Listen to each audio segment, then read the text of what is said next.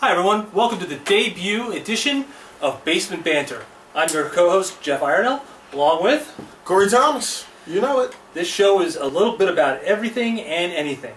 We're going to hit the human highlight reel of blunders, bloopers, idiocy. After all, folks, we're just big dumb animals. But now, I'm going to throw it over to my boy Corey. Hey, I'd like to thank once again my life partner Jeff for allowing me to come and do the show with him. Life partner. Tell you a little bit about myself. I am a out-of-work actor. Former athlete, as you can tell by the body. And, you know, we're just about having fun. I got a lot of input, a lot of things we're going to say, talk about during the whole filming of this show. My buddy Jeff, we've been friends now for like 2 weeks. And we're going to, alright, maybe in about a few years or so. We're going to make sure we keep it calm, keep it simple. It won't be too much banter between us. But I'll let Jeff go ahead and give his little introduction real quick.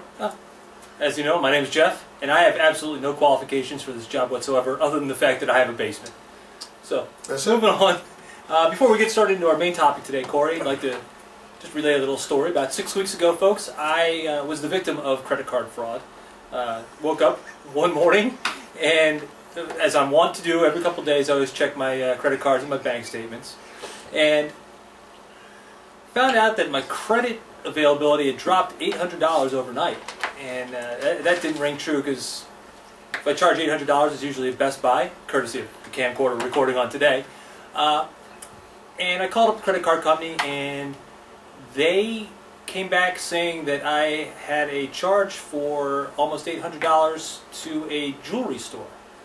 Well, those of you who know me know that I don't have a girlfriend. I ain't got no finger to put a ring on. Bling bling. Bling bling. And it's funny you mentioned that, Corey, because when they told me the website name that I had allegedly ordered from, their tagline was, "A place for hip hop bling." Yeah, boy! I am about as white as it gets. So, long story short, on the credit card side, the credit card company was very good about correcting the charge and getting me help started with a police report, as well as getting me issued a new card. But it made me start thinking that with everything that goes on in my life, with my mortgage, my current health situation, as well as everything else that I got going on, that maybe it could be a good idea to look into this LifeLock website, which you may have seen on TV. It's the website that protects you from fraudulent credit card charges, people starting up accounts in your name, identity theft, that whole 9 yards, and guarantees it for $1 million. Protects you. And guarantees it for $1 million and helps correct it. Just a key word there. Protects you. So I went on and signed up. And they have a couple different plans. You know, they have the regular plan, which is the basics, and then they have the premier plan, or whatever they call it. That covers just about everything, including your insurance, the whole 9 yards. And you can pay by the month, or you can do a yearly fee, which gives you basically 1 month free. So I went that route, and you know, they went ahead and charged my credit card $275. And charged another $275. The first one was just to make sure the credit card was valid. The second one was the actual charge, and they refunded the $275 the next day. To protect you. To protect you. So we fast forward to this week, and I checked my credit card statement. There's another charge from LifeLock for $275. So I called them up. I said, "What the hell is going on?" Double protection. Double protection. No, that's not the answer they gave me. They said, "Oh, let me check it out. It's a billing error, sir. We had you checked off at a recurring fee." I'm like, "Why would you have a recurring fee monthly for a yearly fee?" "Oh, I don't know, sir. It's just a billing error. We're gonna give you $300 back instead of the $275. We apologize profusely." I'm like, "Well, maybe I'll let you do it every month. It's going to give me $300 every year. You know, $25 works out for me." But then, and the poor girl didn't deserve it. I then said, "You do realize the delicious irony of the fact that you're a company that's supposed to protect me from credit card fraud, and it didn't catch your own fraudulent charge." Okay, yeah, there's no one here to laugh. I thought it was funny, but LifeLock is there to protect you. It's there to protect you, just not from themselves. But moving on, Corey and I are going to start going over our fantasy baseball rankings over the next several episodes. And just a little precursor to this, Corey and I have been in the same league now. I've been in the league for 6 years. I think Corey's been in for 4 years. maybe 5. I'm the Jackie Robinson of our league. He is the Jackie Robinson of our league. The league itself has been around for 20 years or so. And it's a 15-team league, which is a large league, mixed league. And I don't mean mixed races, I mean... Because I'm the only mixed race. AL and NL. You are the mixed... What? And it's a 5x4 league, which means we have 5 offensive categories, 4 pitching categories, so it is heavily weighted towards offensive players. So, as there are many different leagues around the nation, we decided that it's not going to be doing justice to everyone if we go through it and give a top 300 or a mock draft. We're going to go position by position because it's a little more accurate gauge of what we feel in each of the players. So today we're going to cover catchers. We're also going to cover designated hitters. And I'm going to turn it over to Corey, who's going to roll through his catcher rankings here.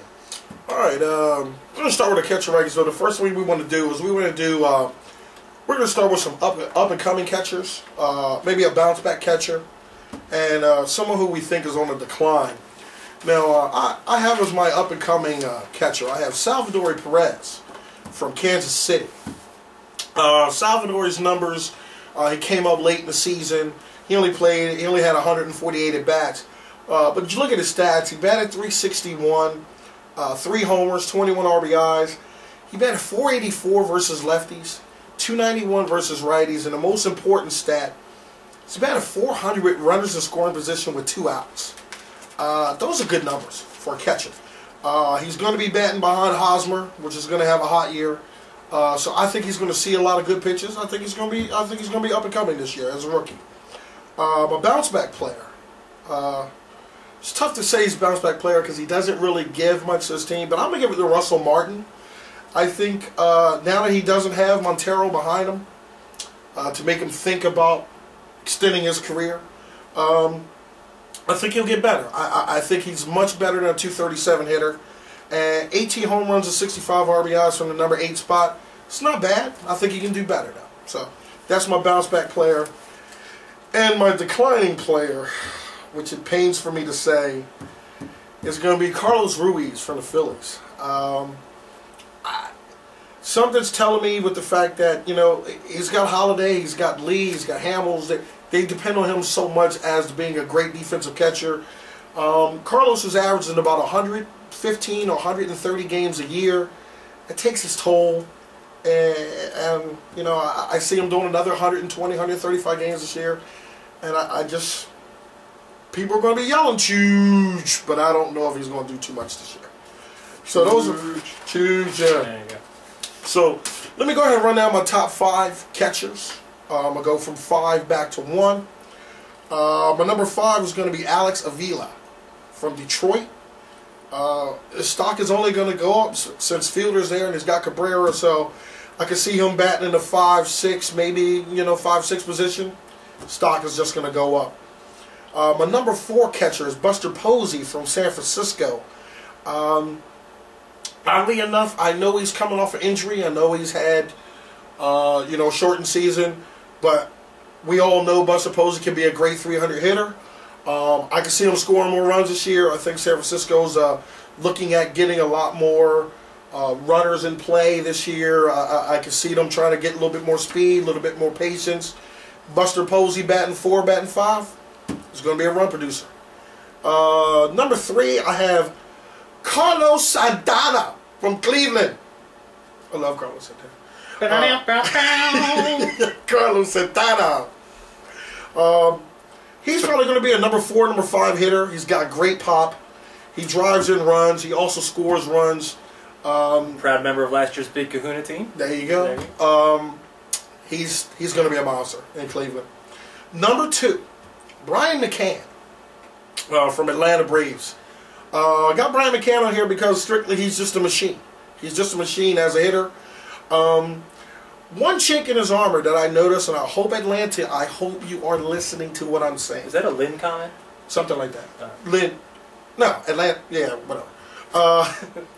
As a number 3 hitter, Brian McCann is only batting .235. 12 homers, 35 RBIs with a .313 on-base percentage.